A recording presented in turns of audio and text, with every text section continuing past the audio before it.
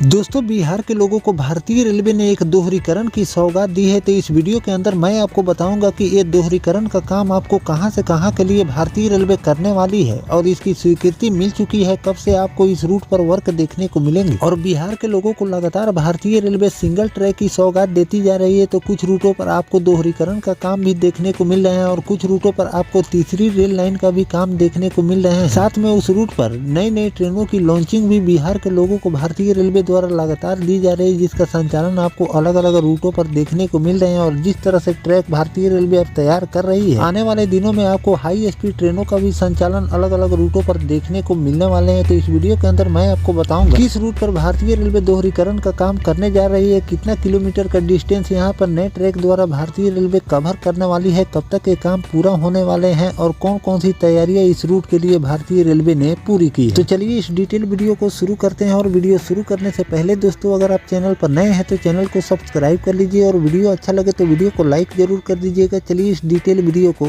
शुरू करते हैं। दोस्तों, रेल मंत्रालय ने स्वीकृति दे दी है। प्रत्येक स्टेशन पर होंगे 4 लाइनें, हाल्ट स्टेशन पर होगी 2 लाइन और 30 दिनों के अंदर तैयार किए जाएंगे एस्टीमेट। जमीन अधिग्रहण का काम इसी महीने भारतीय रेलवे शुरू करने वाली। अधिग्रहण के दौरान हटेंगे अतिक्रमण। जो भी लोग अतिक्रमण किए हुए हैं रेलवे के जमीन, उस पर अतिक्रमण भी किए जाएंगे। सहरसा, लंबे समय के बाद रेलवे बोर्ड ने सहरसा मानसी 41 किलोमीटर रेलखंड को दोहरीकरण करने की स्वीकृति दे दी। दोहरीकरण के लिए जल्द काम भारतीय रेलवे द्वारा शुरू किए जाएंगे। 30 दिनों के अंदर एस्टीमेट तैयार कर रेलवे बोर्ड को भेजे जाएंगे। वहीं रेल सूत्रों के मुताबिक दोहरीकरण के लिए जमीन अधिग्रहण का काम अगले सप्ताह से शुरू हो जाएंगे। हालांकि सहरसा मानसी जंक्शन के बीच इतनी छोटी और बड़ी रेल ब्रिज निर्माण होंगे, इसका एस्टीमेट तैयार होने के बाद क्लियरेंस हो। फिलहाल संबंधित विभाग द्वारा एस्टीमेट तैयार किए जा रहे हैं। वहीं दोहरीकरण पर कितनी राशि खर्च होगी, यह भी एस्टीमेट तैयार होने के बाद तय होगा। प्रत्येक स्टेशन पर 4 लाइनों का निर्माण किए जाएंगे। सहरसा से मानसी जंक्शन के बीच प्रत्येक स्टेशन पर 4 लाइनें होंगी। वहीं हाल्ट स्टेशन पर 2 लाइनें बिछाई जाएंगी। वर्तमान में प्रत्येक स्टेशन पर 3 लाइनें होगी, जबकि हाल्ट स्टेशन पर सिंगल लाइन होगी। खास बात यह है कि सहरसा से मानसी के बीच कुल 5 स्टेशन, 3 बड़े ब्रिज कोसी और बागमती नदी पर। बड़े